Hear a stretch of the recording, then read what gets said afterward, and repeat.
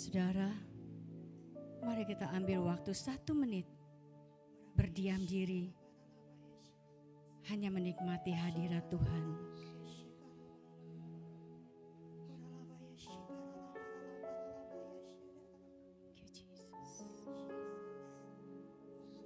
Here we are, Father God.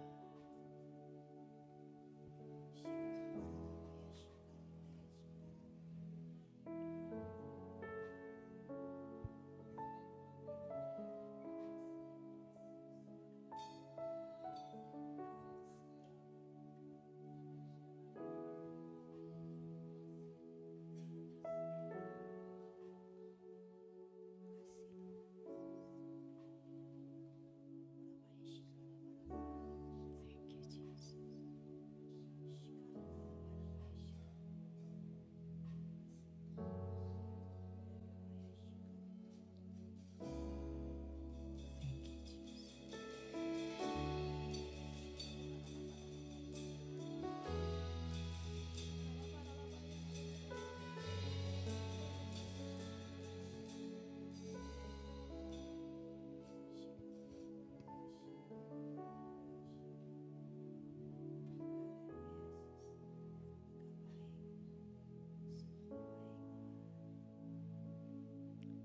Tuhan, inilah kami.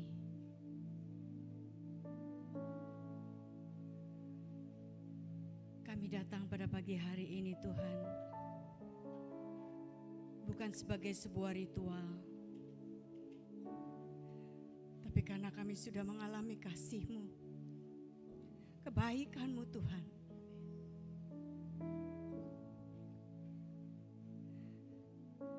Dan kami mau hidup kami terus diteguhkan oleh kebenaran firman-Mu di tengah-tengah dunia yang serba berisik, yang serba kacau, Tuhan.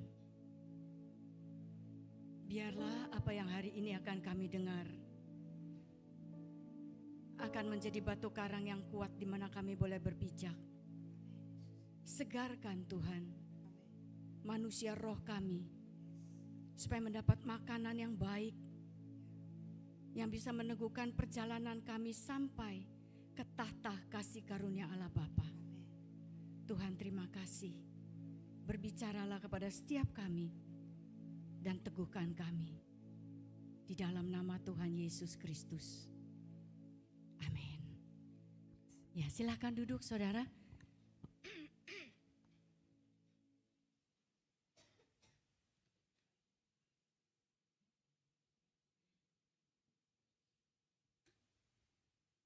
Shalom. Sebelumnya saya ingin minta maaf sebab tahun yang lalu seharusnya saya ada di sini waktu bulan Juli ya. Tapi karena ibu saya dalam keadaan sakit sudah parah, saudara, saya harus ada di tempat untuk menjaga mama saya. Dan sekarang mama saya sudah dipromosikan ke surga. Ya, jadi saya minta maaf, kali ini saya datang, saya ingin membawa berita Injil yang pasti akan memberkati Anda. Amin. Haleluya. Sudah siap di belakang saya punya PowerPoint? Oke, tolong dikeluarkan.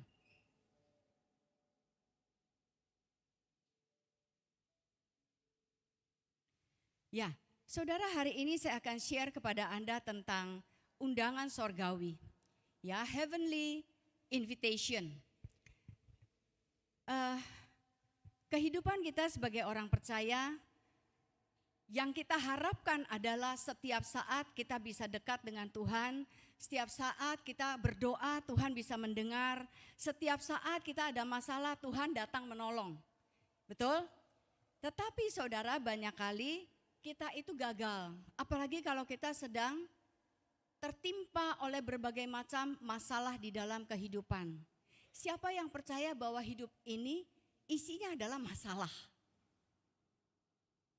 Ya enggak? Enggak ada yang kena masalah di sini? Atau cuma saya yang di Singapura? Saudara, saya bukannya bernubuat Anda harus kena masalah ya. Ini tangan saya pakai sarung satu, kemarin ditanya kenapa. Baru digigit anjing saya, saudara. Enggak saya pikirkan bakal digigit anjing saya sendiri.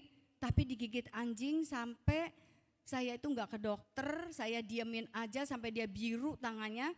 Ternyata bakterinya sudah memakan daging saya. Dan dokter bilang kalau enggak cepet dioperasi, dibuang bakterinya, saya bisa hilang 1 jari. Karena dia masuk ke tulang. Dan itu bisa merembet kemana-mana. Nah saudara, saya enggak pernah berpikir bakal digigit anjing. Saya enggak takut dengan anjing saya. Ternyata itu terjadi. Ya, di tengah-tengah saya tuh lagi sibuk, lagi mempersiapkan diri mau pergi minum kopi sama temen.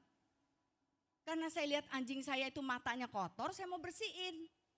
Rupanya waktu saya ambil tisu saya untuk membersihkan mata dia enggak suka. Dia pikir mungkin saya mau mencolok mata dia pakai sesuatu. Jadi dia bereaksi, saudara. Dia tidak bermaksud untuk menggigit saya juga, tapi ya itu insting binatang. Ya, dengan refleksi dia juga seperti itu. Dia langsung matok kemana aja yang dia bisa dapat. Nah saudara, patokannya itu cuma 1 luka. Tapi di 1 luka itu ternyata dia membawa bakteri ke dalam tangan saya ini. Nah apa yang saya pelajari dari kejadian ini adalah jangan memberi 1 titik pun kepada setan di dalam hidupmu. Karena dia akan mencoba untuk menguasainya. Sampai nanti kita bisa kehilangan hidup kita. Betul saudara? Ya, nah mari saya ingin membawa Anda untuk melihat sebuah video singkat 2 menit. Silakan.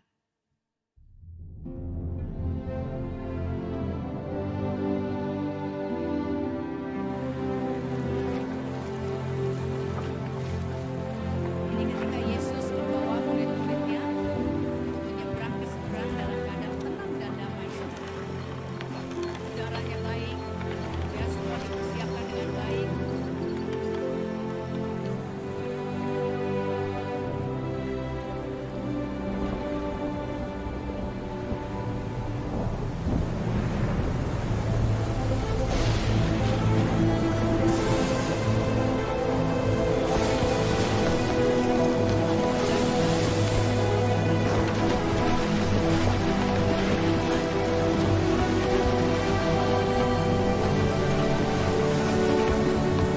Master, carest thou not that we perish?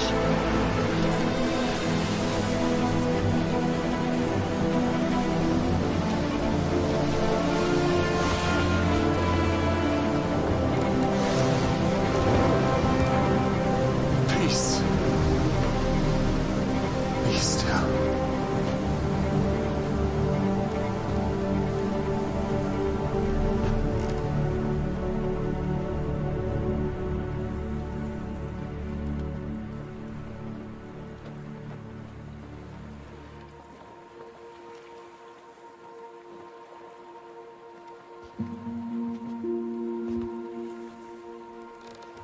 Why are ye so fearful? Kenapa engkau menjadi takut? How is it that ye have no faith?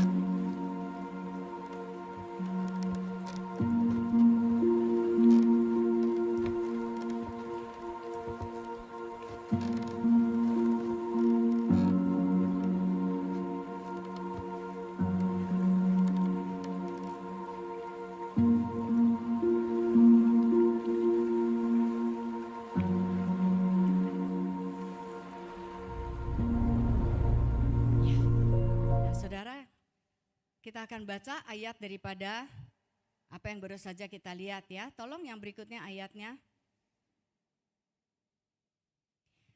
Hari itu ketika sudah mulai malam, Yesus berkata kepada murid-muridnya, mari kita pergi ke seberang danau.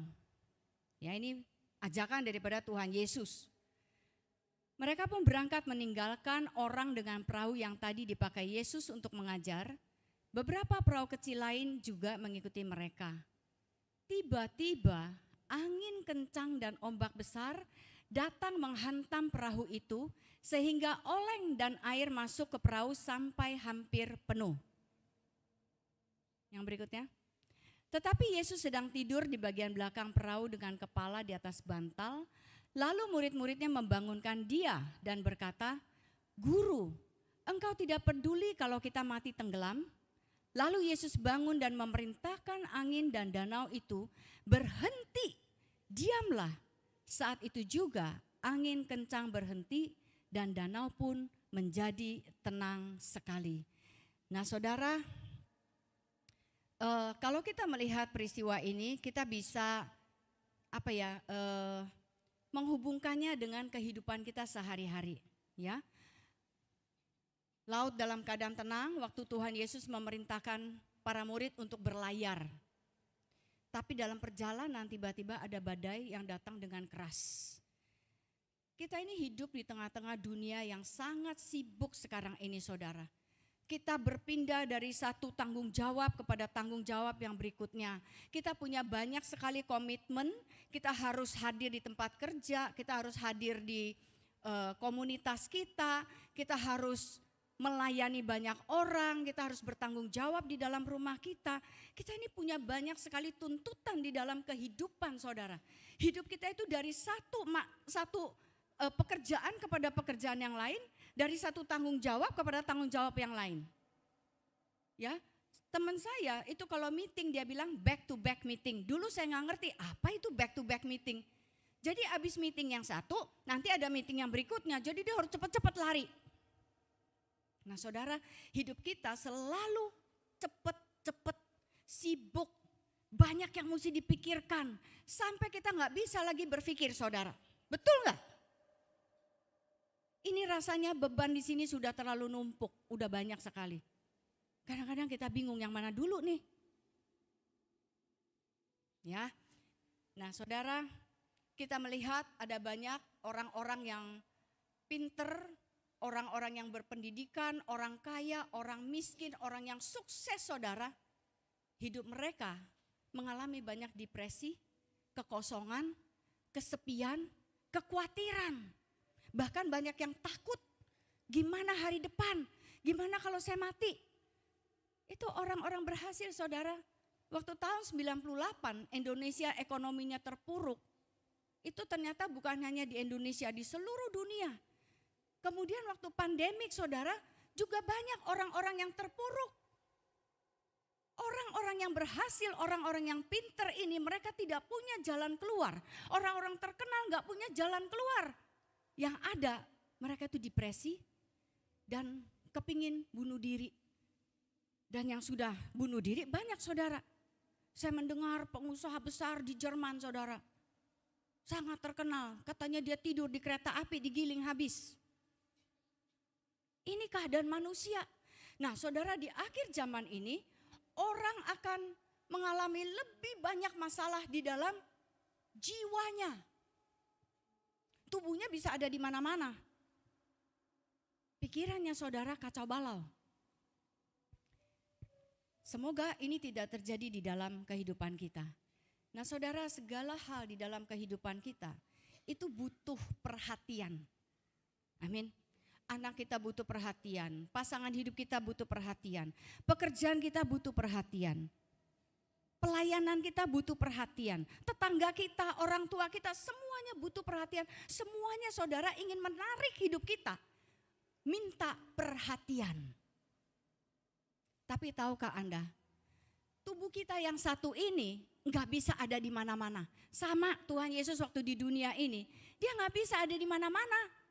Dia dibatasi dengan tubuh ini, tapi pikiran kita saudara bisa melayang-layang kemana-mana. Semua menuntut untuk diberikan perhatian. Nah apa yang harus kita lakukan saudara? Saudara, kita mau melihat kembali ke dalam kisah ini ya. Orang-orang yang ada di perahu itu adalah murid-murid Tuhan Yesus plus Tuhan Yesus sendiri. Semuanya mengalami peristiwa yang sama, tetapi kita melihat ada dua outcome, ada dua hasil yang terjadi. Kita melihat bagaimana tenangnya Tuhan Yesus Kristus, kalau nggak dibangunin dia nggak bangun. Sekalipun badai itu sudah masuk ke dalam perahu airnya, kapalnya sudah oleng saudara, langit sudah menjadi gelap, tapi Tuhan Yesus tetap tidur. Sementara murid-murid panik, takut mati. Bahkan menuduh Tuhan Yesus, kamu gak peduli, kami akan binasa. Pikiran mereka adalah kematian. Nah, bagaimana mungkin hal ini bisa terjadi, saudara? Mungkin kita bilang, ya itu kan Tuhan Yesus, Bu. Saudara, waktu Tuhan Yesus di bumi, dia sama dengan Anda dan saya. Dia memakai tubuh yang terbatas ini. Dia gak bisa saat dia ada di laut, terus dia bisa ada di darat, gak bisa. Dia sama, saudara, keadaannya. Saya minta dibalikin ke depan lagi. Ya, nah, saudara perhatikan. Hari itu ketika sudah mulai malam, malam itu artinya segala sesuatu itu sudah selesai, saudara. Pekerjaan kita sudah selesai. Ya, nggak ada orang kerja 24 jam karena tubuh kita ini nggak bisa dipakai 24 jam. Bisa hancur. Saudara, di sini dikatakan ketika hari sudah malam, semuanya sudah selesai, pelayanan mereka sudah berakhir. Kalau Anda baca ayat-ayat sebelumnya itu mereka baru menyembuhkan orang sakit, mengusir setan, mereka baru melayani 5.000 orang untuk makan. Lalu setelah selesai, mereka naik ke atas perahu meninggalkan orang dengan perahu yang tadi dipakai Yesus untuk mengajar. Mereka berangkat, udah menjauhkan diri dari semua kesibukan. Makanya Yesus tertidur. Apa arti tertidur di sini, saudara? Setiap Anda dan saya, kita butuh waktu untuk istirahat, rest. Amin. Banyak orang kerjaannya kebanyakan, tidurnya cuma 3 jam, 4 jam, 5 jam. Kalau saya, saudara, bisa pingsan. Gak tahan. Sekali-sekali saya bisa, tapi kalau setiap hari gak bisa. Pasti muka saya kacau, banyak kerutannya, saudara. Karena mikir 24 jam potong 5, 19 jam ya. 19 jam mikir terus. Mukanya gak berkerut itu. Nah, saudara, Yesus mengambil waktu untuk beristirahat. Ketika angin kencang datang dan ombak besar itu datang, Yesus tetap rest. Waktu dia menghardik angin badai itu, saudara, dia tidak bangun dengan rasa panik. Bangun, loh kenapa ini, apa yang terjadi? Dia gak bilang gitu, saudara. Dia bangun dengan tenang, dia menghampiri badai itu dan dia berkata, berhenti, diamlah. Banyak kita kalau diserang masalah, saudara, panik. Seperti ayam dipotong kepalanya terus dia lari tanpa kepala. Saudara, kita mau belajar dari kita punya master. Amin. Siapa yang menjadi kepala dalam hidup kita? Ya, jadi saudara kita bisa lihat di sini angin kencang dan ombak besar. Yang berikutnya, coba. Nah, di sini dikatakan danau pun menjadi tenang sekali. Jadi ada 2 outcome yang keluar, ada 2 hasil yang keluar, saudara. Ya, ini badai, ini tenang sekali. Nah, kita bisa lihat siapa yang ada di dalam badai, siapa yang ada di dalam ketenangan. Yesus tenang, murid-murid ada di dalam badai. Dari mana Yesus memperoleh ketenangannya itu? Kita menuduh Tuhan tidak peduli. Tuhan gak mendengar doaku. Tuhan itu jahat. Saudara, seringkali kalau kita dalam keadaan tertekan, kita dalam keadaan panik, kita bisa seperti itu. Kasih saya keluar slide yang berikutnya. Ya, saudara, ada ketakutan yang luar biasa, tapi ada juga iman yang luar biasa. Bagaimana hal itu bisa terjadi? Kuncinya adalah, saudara, Anda harus rest. Anda perlu untuk istirahat.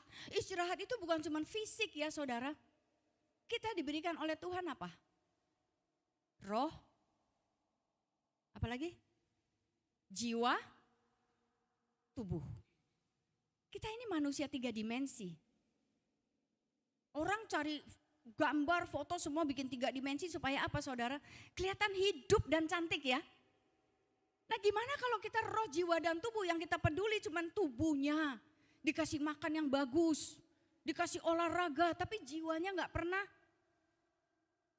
diladeni, Gak pernah dijaga, gak pernah dirawat. Kita juga butuh rest saudara untuk kehidupan kita.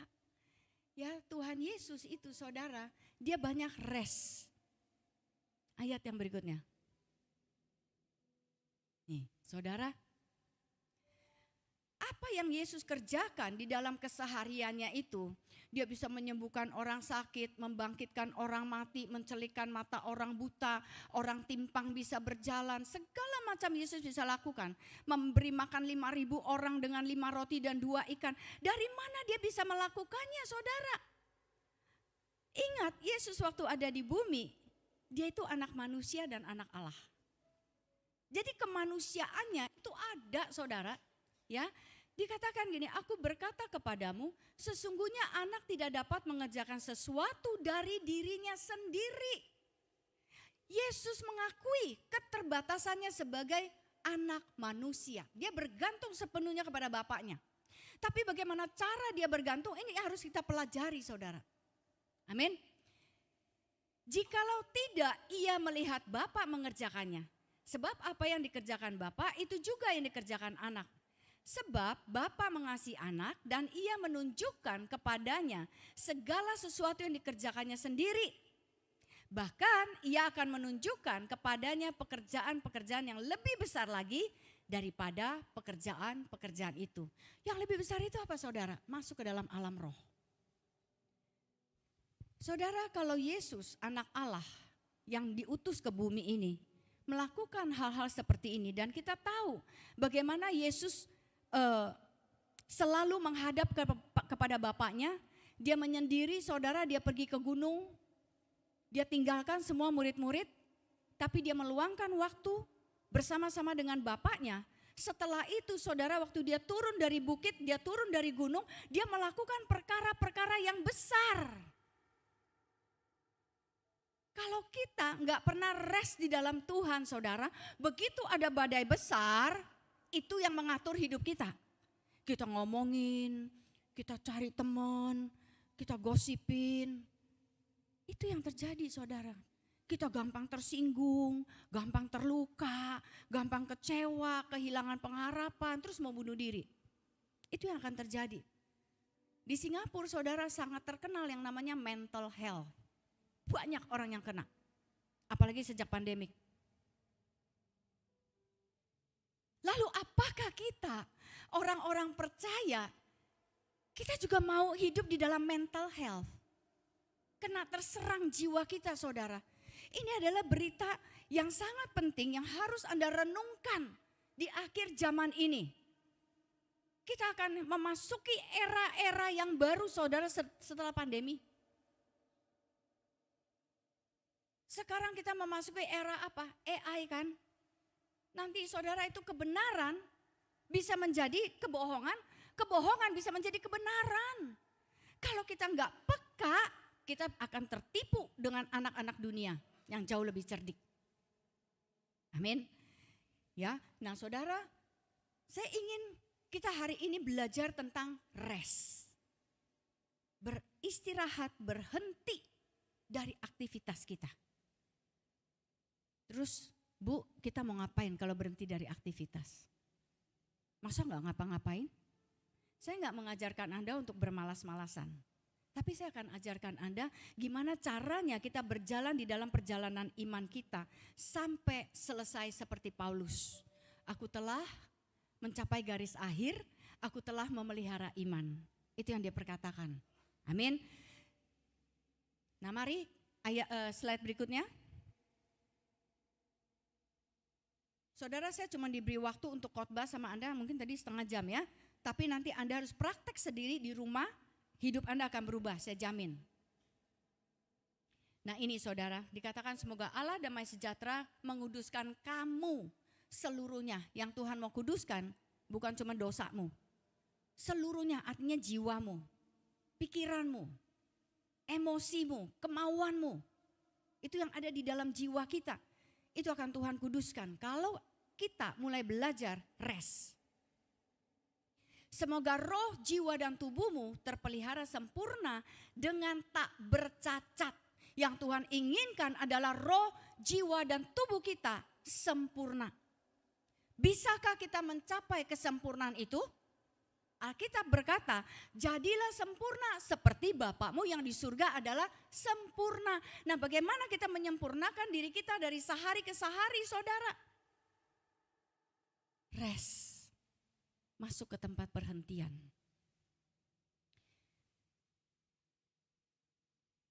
Yesus pasti akan datang kembali dan Yesus mau menemui Anda sebagai mempelainya yang tidak bercacat, tidak berkerut, tidak bernoda.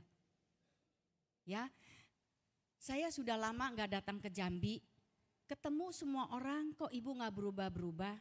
Saya bilang nih rambutnya udah putih, udah berubah. Saudara, kita ini harus hidup dari dalam keluar.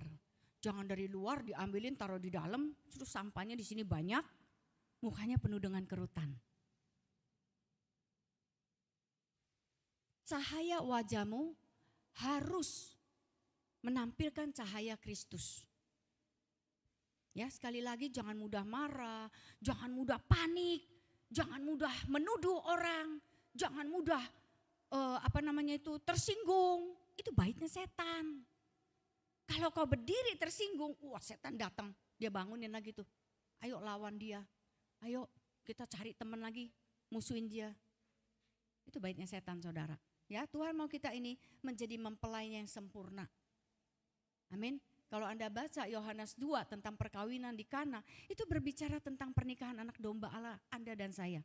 Makanya sekalipun waktunya belum tiba kata Tuhan Yesus, tapi dia melakukannya. Kenapa? Karena dia ingin memberitahukan kepada kita, mempelai-mempelaiku akan mendapatkan anggur yang baru. Amin. Jangan minum anggur yang asam. Itu sudah diminum oleh Tuhan Yesus di atas kayu salib. Kita gak perlu meminumnya lagi. Haleluya. Ya. Yang berikutnya.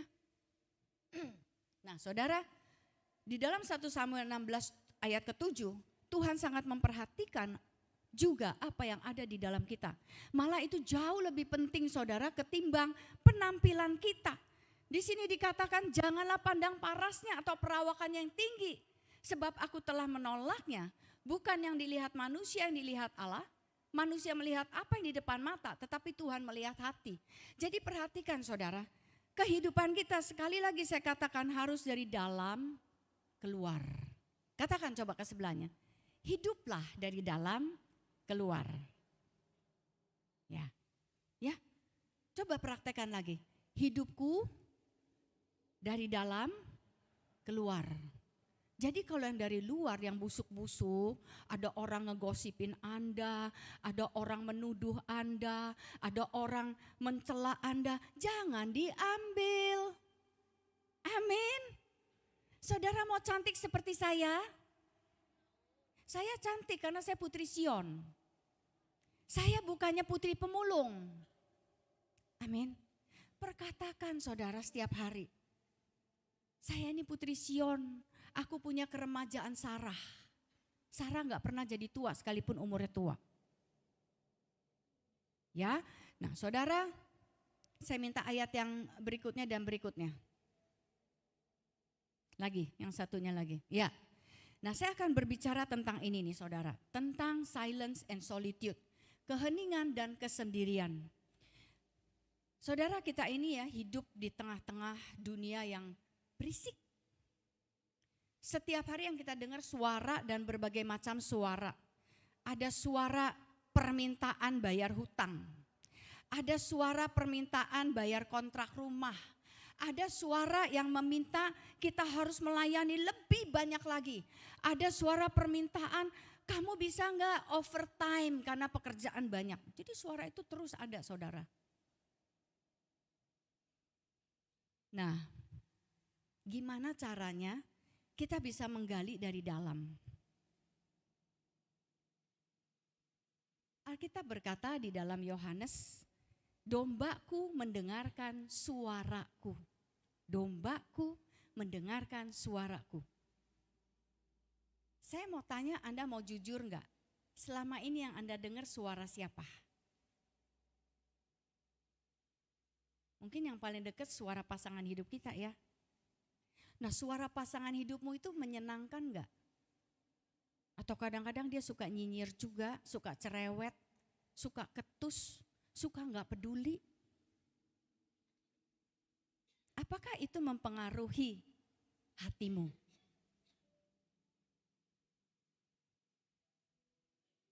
Nah saudara, kita itu nggak pernah mikir ya. Saya suka jengkel sama suami saya, dia nggak sempurna kok. Sama seperti saya juga nggak sempurna. Tapi kalau dia melakukan sesuatu yang saya nggak suka, saudara itu terpengaruh lah. Pasti terpengaruh. Karena kita suami istri. Tidur seranjang, keluar masuk rumah lihat dia lihat saya. Terpengaruh saudara. Lalu bagaimana caranya supaya kita tidak dipengaruhi pernikahan kita hanya karena hal-hal yang kecil itu? Saya belajar duduk diam saudara, saya merenungkan apa sih yang harus saya lakukan supaya rumah tangga kami ini jangan pincang. Jangan saya mau menang sendiri atau dia mau menang sendiri. Suatu hari saya udah gak tahan saudara. Sampai saya ngomong sama anak-anak saya, ini papimu, dedimu bisa kutinggalkan. Saking udah jengkel saudara, hidup udah 20 tahun, 30 tahun ya sama orang yang sama. Saudara, satu hari saya duduk sendiri, saya hanya berdiam diri, lalu Tuhan memperlihatkan kepada saya apa yang sudah suami saya perbuat di luar, apa yang menjengkelkan hati saya. Tuhan menunjukkan kepada saya, dia adalah pasangan hidupmu yang sudah aku sahkan di hadapanku. Dia adalah orang yang bekerja keras. Kamu lihat gak? Kamu punya rumah, siapa yang bayar? Mobil, siapa yang bayar? Listrik, siapa yang bayar? Teleponmu, handphonemu, siapa yang bayar? Jadi yang mana yang mau kau lihat?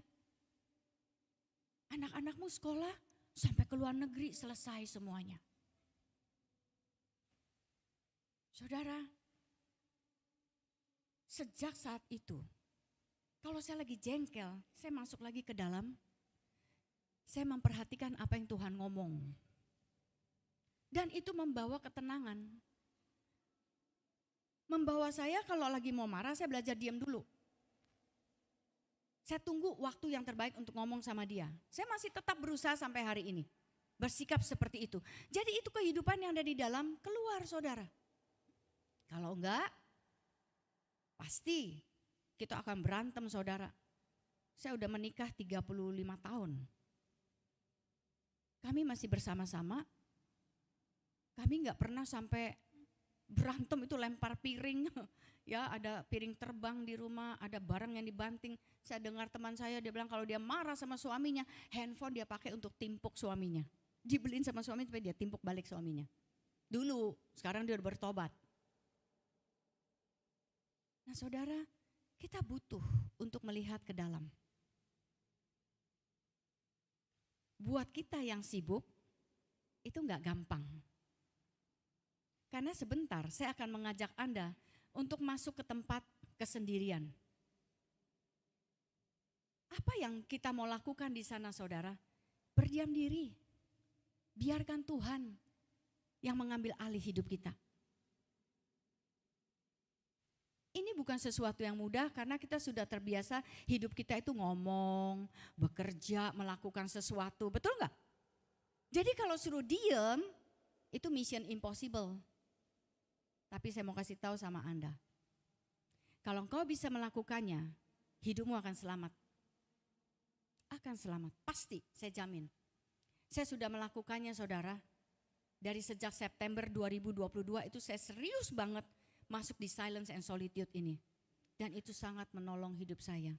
Peristiwa apapun juga saya bisa seperti Yesus tenang. Saya mengikuti master saya. Di tempat kesendirian kita saudara, kita bisa menemukan banyak hal. Nanti sesi kedua saya akan bicara. Tapi hari ini, pagi ini, saya ingin memberitahukan kepada Anda bahwa ada tempat keheningan. Hening itu silence itu artinya diem. Diem, gak usah ngomong, gak usah mikir kemana-mana saudara. Pikiranmu itu dikosongin, fokusnya sama Tuhan. Jangan dikosongin terus biar yang lain-lain masuk ya, enggak. fokus kepada Tuhan. Sebab dia ada. Kan dia bilang, aku tidak pernah meninggalkanmu. Aku akan menyertaimu sampai kepada akhir zaman. Jadi dia ada di sini saudara. Cuman dia diam. Karena Anda gak pernah kasih dia kesempatan untuk memasuki kehidupanmu. Kau sibuk sendiri. Banyak orang saudara stres ngomong tuh kayak pidato. Telepon, dia ngomong, dia udah selesai, dia gak kasih kita kesempatan ngomong, prak dia tutup. Banyak orang kalau kadang-kadang nelfon sama saya katanya mau konseling gitu loh. Tapi saya gak kebagian ngomong, dia terus yang ngomong. Saudara, kita perlu diam. Kalau Anda tidur, Anda diam gak? Atau ngomong? Hah? Kalau ngomong itu kan namanya mengigau. Ya kan, itu orang mengigau itu kan datangnya biasanya dari jiwanya lagi gak tenang. Saya sering lihat suami saya gitu, suka ngigau kalau tidur. Itu kenapa saudara? Jiwanya galau. Nah saudara, hari ini saya ingin memberitahukan kepada Anda sebuah undangan dari sorga. Mari kita lihat ayatnya. Ayo kita baca bersama-sama. 2, 3. Seorang lumpuh di kolam Bethesda. Di situ ada seorang yang sudah 38 tahun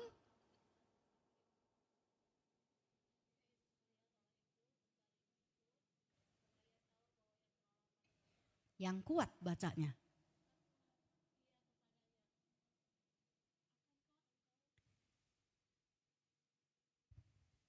Ini orangnya ada berapa di sini? Kok suaranya nggak kedengeran? Ayo kita baca lebih kuat, karena ini ayat yang sangat penting yang akan membawa Anda masuk ke dalam tempat rest. Seorang lumpuh di kolam Bethesda. Di situ ada seorang yang sudah 38 tahun lamanya sakit.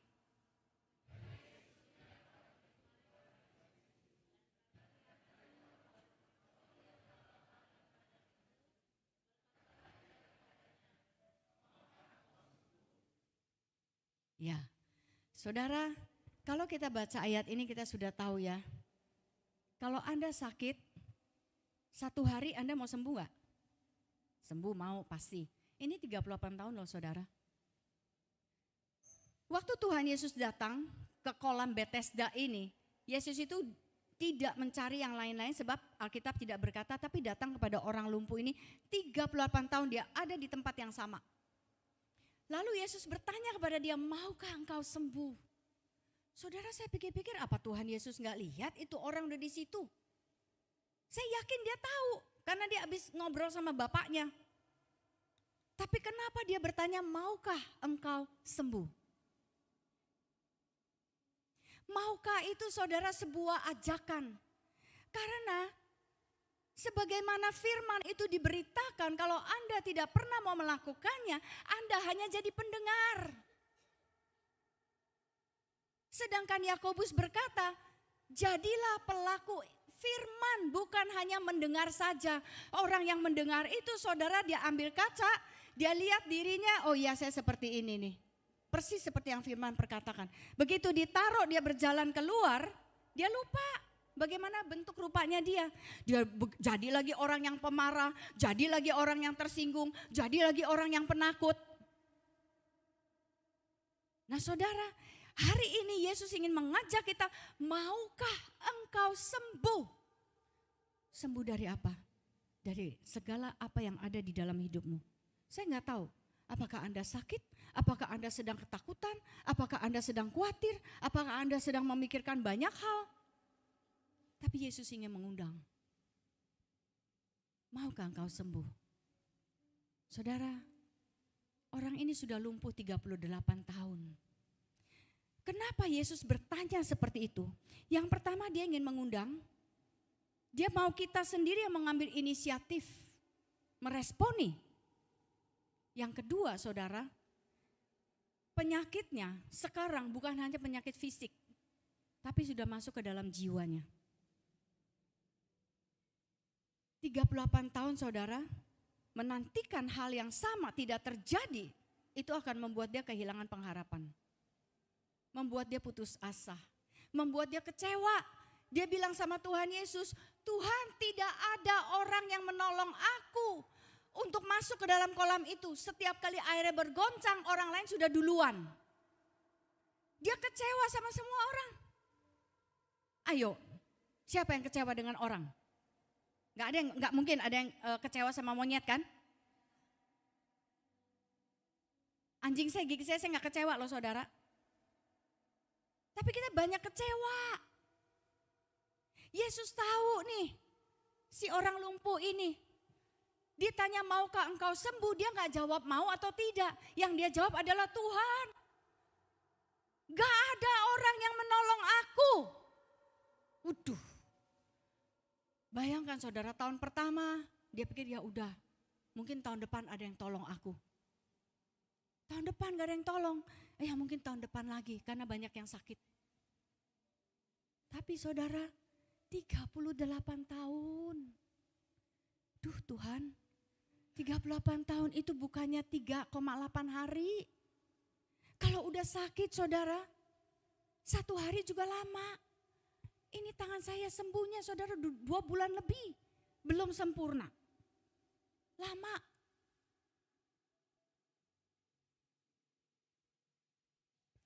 Tuhan Yesus saudara, mengundang kita semua. Maukah engkau sembuh? Nah, saya hanya tinggal punya waktu 2,5 menit. Tapi saya mau minta diperpanjang sedikit. Saya ingin mengajak Anda untuk memasuki tempat keheningan. Coba yang berikutnya. Ya, saya ingin mengajak Anda untuk berdiam diri selama 7 menit tanpa musik sama sekali. Tidak ada suara, saya ingin Anda mengambil posisi duduk yang enak supaya Anda enggak gelisah, ya. Enggak diam, tenang seperti tadi Tuhan Yesus bilang, diamlah, tenanglah. Kita ambil waktu saudara 7 menit, ini sebuah undangan yang sakral dari Tuhan. Amin saudara. Kita mau menghilangkan semua suara-suara yang di kepala kita. Kita hanya cukup berdiam diri, Tuhan Yesus ada di sini saudara. Karena undangan ini datang dari Tuhan. Siap? Mari, tundukkan kepala, cari posisi yang enak. Saya akan berdoa sedikit untuk Anda. Bapa, inilah anak-anak-Mu. Kami datang kembali ke hadirat-Mu Tuhan. Memberi Engkau tempat untuk Kau bisa berbicara. Datanglah ya Roh Kudus. Selidiki kehidupan kami. Dan pulihkan. 7 menit saudara.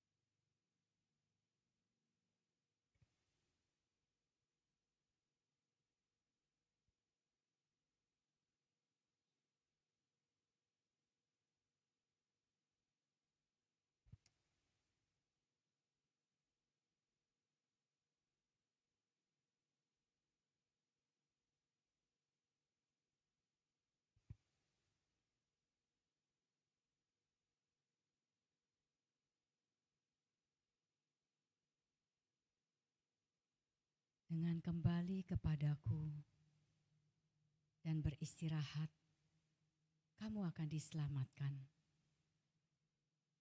Dalam keheningan dan percaya penuh, itulah kekuatanmu. Yesaya 30 ayat 15.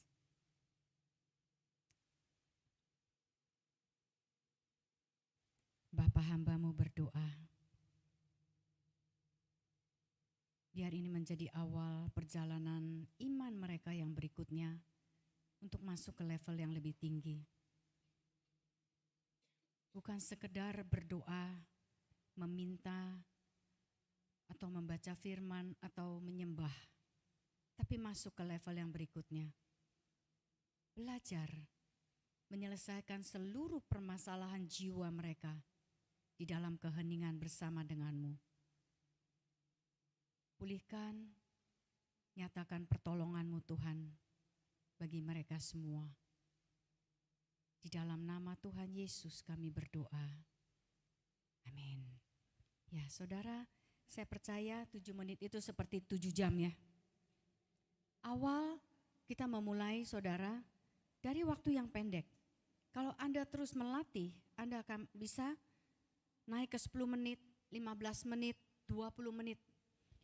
Bahkan saudara, saya ingin menganjurkan kepada Anda, di dalam segala kesibukan Anda sepanjang hari, Anda harus mengambil break. Kan ada makan siang. Ya, kita istirahat waktu makan siang. Cari tempat yang sunyi. Untuk Anda bisa duduk diam, menenangkan seluruh pikiran, kemauan, emosi Anda. Tenangkan di hadapan Tuhan. Ini akan menolong Anda gak perlu ke psikiater, Anda gak perlu ke psikolog, ada Roh Kudus di sini yang mengetahui segala sesuatu tentang hidupmu. Kalau nanti engkau butuh pertolongan, engkau akan cari orang yang tepat. Ya, saya gak melarang kalau Anda perlu ke psikolog, silakan. Tapi saya yakin saudara, kalau Anda terus mencari di dalam keheningan hatimu, ada Roh Kudus yang bisa menolong. Amin. Ya, waktu saya sudah habis, saya cuma mau bilang saudara, saya menerima undangan ini pada bulan September 2022.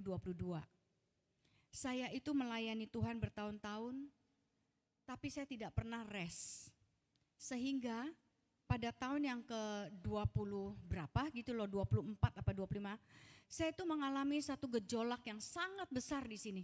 Saya tiba-tiba gak tenang saudara, saya menjadi capek, saya menjadi bosen. Orang-orang yang ikut melayani saya itu meninggalkan saya, ada yang menganiaya, ada yang segala macam saudara. Tiba-tiba semuanya itu seperti itu, tiba-tiba saya jadi kacau. Karena saya gak pernah rest. Saya kalau mau pelayanan saudara, itu saya bisa tidur sampai jam 2 malam hanya untuk siapin bahan. Jadi ini otak saya capek banget. Saya gak pernah rest. Nah di tahun ke-20 lebih itu, saya tiba-tiba melihat ada satu kebutuhan yang sangat dalam. Nah satu hari pendeta kami bikin silence and solitude, saya udah gak mau pergi saudara. Saya pikir enggak lah, saya juga bisa kalau kayak gitu. Ternyata saudara, waktu itu adalah awal dari perjalanan silence and solitude saya. Sampai hari ini saya masih melakukannya. Saya bisa tahu bahwa mama saya itu akan dipanggil pulang oleh Tuhan. Karena apa? Saya dengar Tuhan bilang, sebentar lagi mamamu akan kupanggil pulang. Itu Tuhan atur dengan rapi saudara, kapan dia harus datang ke Singapura, kapan dia akan pulang ke surga, apa yang akan terjadi. Sampai dia bisa berjumpa, mama saya itu berjumpa dengan Tuhan Yesus Kristus. Dia melihat Tuhan saudara di dalam mimpi, seorang pribadi pakai baju putih bersih, bercahaya, dia bilang lebih terang daripada perak. Kenapa? Karena Tuhan bilang bicara tentang sorga sama mamahmu. Begitu dia datang Singapura saudara, saya persiapkan dia punya emosi. Mami akan pulang ke surga. Nanti kalau mami pulang ke surga ada ini. Ada Tuhan Yesus gembala yang baik. Saya persiapkan saudara, dia bisa lihat rumahnya yang besar katanya di sana. Dari mana? Ketenangan jiwa saya bisa ikuti tuntunan Tuhan. Amin saudara, Tuhan Yesus memberkati. Terima kasih buat waktu tambahan yang diberikan. Silakan.